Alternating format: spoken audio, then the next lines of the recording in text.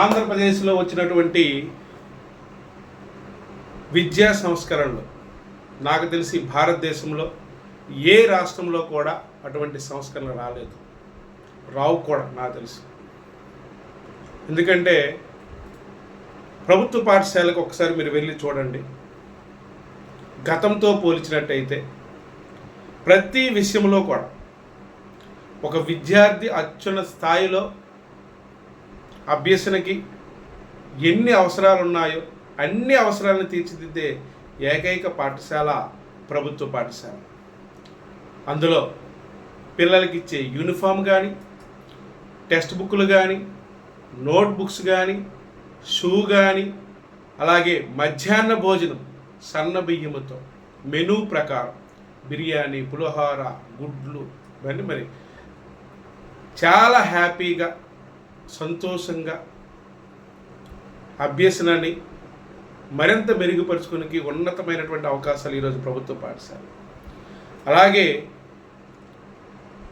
ఈ ప్రభుత్వం వచ్చిన తర్వాత గత ఏడాది తీసుకొచ్చినటువంటి మరో అత్యున్నతమైనటువంటి సంస్కరణ ఏదంటే పరీక్షా విధానము, అసెస్మెంట్ బుక్, అంతకు మించి ప్రోగ్రెస్ కార్డ్. మనకి మామూలుగా ప్రతి పేరెంట్ ఎగ్జామ్స్ రాగానే ఎక్కువ ఏమో ఆశిస్తారంటే ఫస్ట్ ఆఫ్ ఆల్ నీ ప్రోగ్రెస్ కార్డ్ ఏది. మనము ఇచ్చాం, కానీ సొంతంగా బయట పుస్తకాల షాపులో కొని ఒక పేపర్ A4 సైజులో 4వ వంతు సగము ఏదో అవి జిరాక్స్ తీసుకొని ఒక థిక్గా ఉన్నటువంటి పేపర్ మీద మనము మార్కులు వేయడము, ఇంటికి పంపించడం అనేది ఒక లెక్క. కానీ గత ఏడాది నుంచి SCERT వారి ఆధ్వర్యంలో తయారు చేసినటువంటి అద్భుతమైనటువంటి ప్రోగ్రెస్ కార్డ్ ఇది హోలిస్టిక్ ప్రోగ్రెస్ కార్డ్ అంటారు. ఇందులో లీప్ అంటే ఏంటో తెలుసండి, మొత్తం ఎడ్యుకేషన్ సిస్టమే మార్చింది. లీప్ అంటే లెర్నింగ్ ఎక్సలెన్స్ ఇన్ ఆంధ్రప్రదేశ్. ఇది స్కూల్ ఎడ్యుకేషన్ డిపార్ట్మెంట్ వారు తయారు చేసినటువంటి లీప్ ఆధ్వర్యంలో తయారు చేసింది ఇది SCERT వారు. అయితే అంటే సమగ్ర శిక్షణలో భాగంగా ఇది ఒకసారి చూస్తే అన్నం ఉడికిందో లేదో తెలియడానికి ఒక మెతుకు చాలు, అన్నం మొత్తం చూడక్కల. అలాంటిది ఇది చూసినట్టయితే అసలు ఫస్ట్ మాకు ఆశ్చర్యం వేసింది. అసలు ఒక ప్రభుత్వ పాఠశాలలో ఇటువంటి ప్రోగ్రెస్ కార్డా, దీనికి ఇన్ని పేజీలా చూడండి, 1 2 3 4 అంటే 8 పేజీలు. మళ్ళీ హెవీ థిక్, చాలా దళసరిగా ఉంటుంది. ఎందుకంటే ఏముంది, హోలిస్టిక్ ప్రోగ్రెస్ కార్డ్ అంటే మొత్తం ఒక విద్యార్థి యొక్క అన్ని రంగాల్లో తను ఏ స్థాయికి వెళ్ళాడో ఒక అకాడమిక్ ఇయర్లో ఇందులో పూర్తి వివరాలు ఉంటాయి. ఆ పూర్తి వివరాల్లో ఏముంటుందంటే ఫస్ట్ పేజీలోనే full name, class, section, roll, admission number, అలాగే APAAR ID, PEN number, name of the school, UDISE code, అలాగే అకాడమిక్ ఇయర్ అన్నీ చాలా క్లారిటీగా ఉంటాయి. అలాగే పేజీ తిప్పినట్టయితే ఇందులో స్టూడెంట్ ప్రొఫైల్ అంటే name, Aadhaar number, mother tongue, date of birth, గుర్తింపు చిహ్నాలు, పుట్టుమచ్చలు, బ్లడ్ గ్రూప్, హైటు, అలాగే వెయిట్, అలాగే BMI బాడీ మాస్ ఇండెక్స్, దీంతోపాటు parents details, father name, Aadhaar number, mobile number, mother's name, Aadhaar number, mobile number, address with photo. దానికి తోడు గత విద్యా సంవత్సరంలో అంటే 2025, 26, 24, 25 దాన్ని బేస్ చేసుకుని ఏ సబ్జెక్టులో ఏం సాధించారో ముందు పేజీలోనే ఉంటుంది. సబ్జెక్టు వైజ్గా తెలుగు, హిందీ, ఇంగ్లీష్, అలాగే mathematics, science, PS, NS, social, వీటికి మార్కులు గ్రేడ్తో పాటు ఇవ్వడం జరిగింది. అలాగే తల్లికి వందనం పథకం కూడా ఎంతకి ఎంత ఇస్తున్నారు, చేతికి ఎంత అందిందనే విషయం మీద కూడా ఇక్కడ రాయాలి. పేరెంట్స్ సంతకము, టీచర్స్ సంతకము, హెడ్ మాస్టర్ సంతకము, అంటే ప్రూఫ్స్ అన్నమాట. అలాగే మూడో పేజీకి వచ్చేటప్పటికి అటెండెన్స్ డీటెయిల్స్. విద్యార్థి June, July, August, September, October, November అంటే సగము ఇయర్లో, అకాడమిక్ ఇయర్లో సగభాగంలో మనకి అటెండెన్స్ ఏ నెలలో వర్కింగ్ డేస్ ఎన్ని రోజులు హాజరయ్యారు, అటెండెన్స్ పర్సెంటేజ్ ఎంత. అలాగే రెండో విడత డిసెంబర్, జనవరి, ఫిబ్రవరి, మార్చి, ఏప్రిల్. అలాగే టోటల్ ఇందులో రిమార్క్స్, ఇందులో కూడా వర్కింగ్ డేస్, అలాగే డేస్ ప్రెజెంటు, అటెండెన్స్ పర్సెంటేజ్. వీటితో పాటు ఇంట్రెస్ట్ అండ్ స్ట్రెంగ్త్, ఆసక్తులు, సామర్థ్యాలు అని చెప్పేసి ప్రత్యేకించి కాలం పెట్టారు. అంటే ఏమిటంటే హాబీస్ అండ్ ఇంట్రెస్ట్, అభిరుచులు, ఆసక్తులు.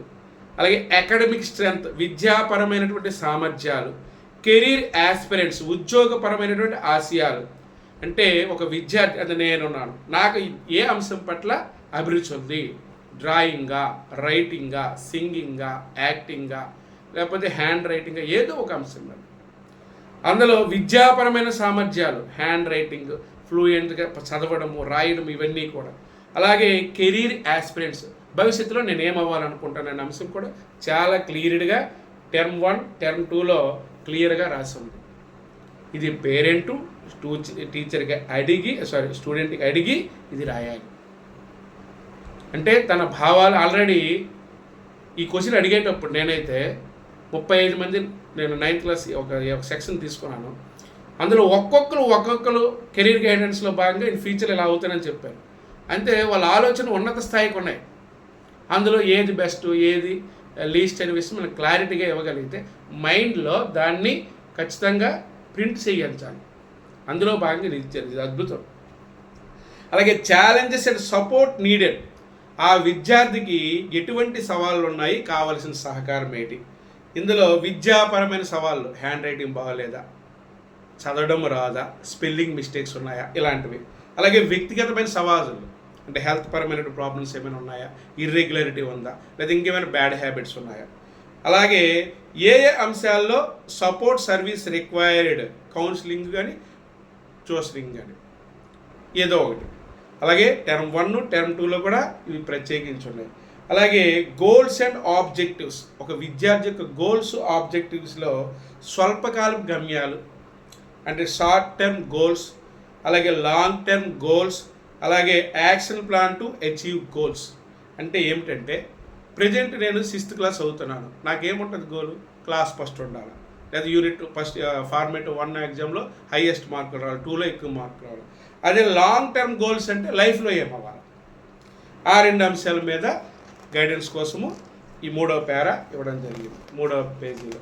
అలాగే ఈ సెంటర్ పేజెస్, ఈ సెంటర్ పేజ్ అనేది అద్భుతం. ఇందులో సబ్జెక్ట్ వైజ్గా క్లియర్గా రాసి ఉన్నాయి. First language, second language, third language, mathematics, general science, biological science, social. ఇందులో కామన్గా టూల్ 1, టూల్ 2, టూల్ 3, టూల్ 4 వైజ్గా, అలాగే formative assessment, formative assessment 2, summative assessment. మనకు ఒకప్పుడు యూనిట్ టెస్ట్లు ఉండేవి. Unit 1, unit 2, unit 3, unit 4 4 unit టెస్ట్లు ఉండేవి. అలాగే క్వార్టర్లీ, హాఫ్ ఇయర్లీ, యాన్యువల్ అని చెప్పి 3 ఎగ్జామ్స్ ఉంటాయి. ఇప్పుడు ఆ స్థానంలో యూనిట్ 1 అంటే ఫార్మేటివ్ అసెస్మెంట్ 1, యూనిట్ 2 అంటే ఫార్మేటివ్ అసెస్మెంట్ 2, యూనిట్ 3 అంటే ఫార్మేటివ్ అసెస్మెంట్ 3, యూనిట్ 4 అంటే ఫార్మేటివ్ అసెస్మెంట్ 4. అంటే దానికి బదులుగా వచ్చాయి. అలాగే క్వార్టర్లీ బదులుగా summative assessment 1, annual half yearly లేదు, ఈసారి తీసేసారు. హాఫ్ ఇయర్లీకి బదులుగా డైరెక్ట్ యాన్యువల్, దీన్ని సమ్మేటివ్ అసెస్మెంట్ 2 అని అంటాము. అయితే ఇక్కడ ఫార్మేటివ్ అసెస్మెంట్లో 4 టూల్స్ ఉంటాయి. ఆ టూల్ బేస్ చేసుకుని ఇందులో మార్కులు వేయాలి, మొత్తం వేయాలి. గ్రేడ్, మార్క్స్ కంపల్సరీగా వేయాలి. అలాగే ఫార్మేటివ్ 1లో, యూనిట్ 1లో ఆ స్టూడెంట్ యొక్క ప్లస్లు ఏంటి, మైనస్లు ఏంటి ఇందులో రాయాలి. ఫార్మేటివ్ 2లో ప్లస్లు ఏంటి, మైనస్లు ఏంటి ఆ స్టూడెంట్ రాయాలి. SA1 సమ్మేటివ్ అసెస్మెంట్లో ఏమున్నాయో రాయాలి. అలాగే కో కరికులర్ యాక్టివిటీస్లో కూడా మనకి సెపరేట్గా ఇవ్వడం జరిగింది. కో కరికులర్ యాక్టివిటీస్ అంటే ఏమిటి, విలువలు, జీవన నైపుణ్యాలు, వాల్యూస్ అండ్ లైఫ్ స్కిల్స్ సంబంధించి. అలాగే ఆర్ట్స్ అండ్ కల్చరల్ ఎడ్యుకేషన్ సంబంధించి, కంప్యూటర్ వర్క్ ఎడ్యుకేషన్ సంబంధించి students performance games and sports yoga. ఎందుకంటే ప్రతి స్కూల్లో కూడాను హై స్కూల్స్ అయితే ఇది టీచర్స్ కూడా ఇవ్వడం జరిగింది, కాంట్రాక్ట్ బేస్ చేసింది, అవుట్ సోర్సింగ్ బేస్ చేసింది. కాబట్టి వాళ్ళ ద్వారా ఆ విద్యార్థి యొక్క కో కరిక్యులర్ యాక్టివిటీస్ ఏంటి ఉన్నాయి, దానికి మార్కులు, దాని grade, values and life skills మీద, arts and culture and education మీద, అలాగే కంప్యూటర్ అండ్ వర్క్ ఎడ్యుకేషన్ మీద, అలాగే students performance games and sports and యోగాకు సంబంధించి మార్కులు ఇవ్వడం జరిగింది. అలాగే కంపల్సరిగా టీచర్ సిగ్నేచర్ ప్రతి ఎగ్జామ్కి, అలాగే హెడ్ మాస్టర్ సిగ్నేచర్ ప్రతి ఎగ్జామ్కి, పేరెంట్స్ సిగ్నేచర్, ఇది పేరెంట్స్కి వెళ్ళిన తర్వాత వీటి సిగ్నేచర్ పేరెంట్స్ కూడా పెట్టాలి, తల్లి లేదా తండ్రి.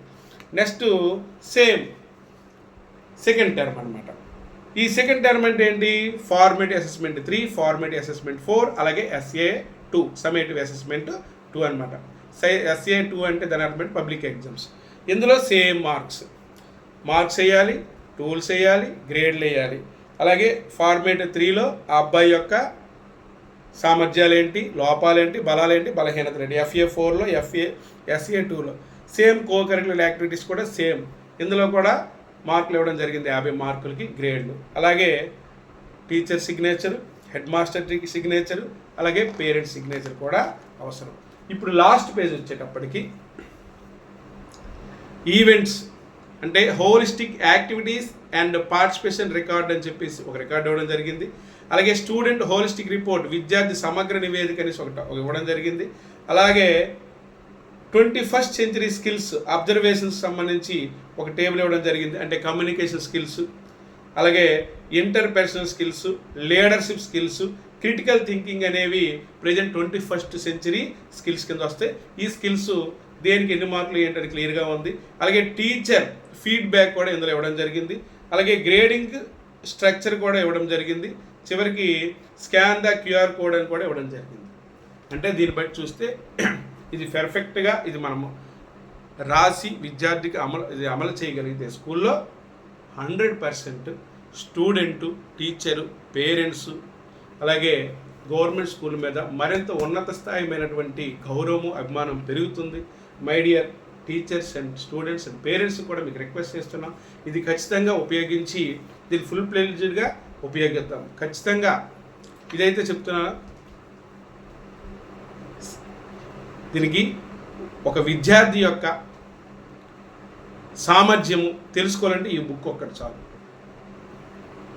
హోలిస్టిక్ రికార్డ్ అనేది, ప్రోగ్రెస్ కార్డ్ అనేది నాకు తెలిసి భారతదేశంలో ఏ రాష్ట్రంలో కూడా ఇది అమలు చేయడం లేదని నేను అనుకుంటున్నాను. ఆంధ్రప్రదేశ్లో ఇది నాకు తెలిసి ఇది ఒక విద్యా విప్లవంలో ఇదొకటి. రేపు మరొక విప్లవాన్ని వివరించి చెప్తాను. Thank you very much.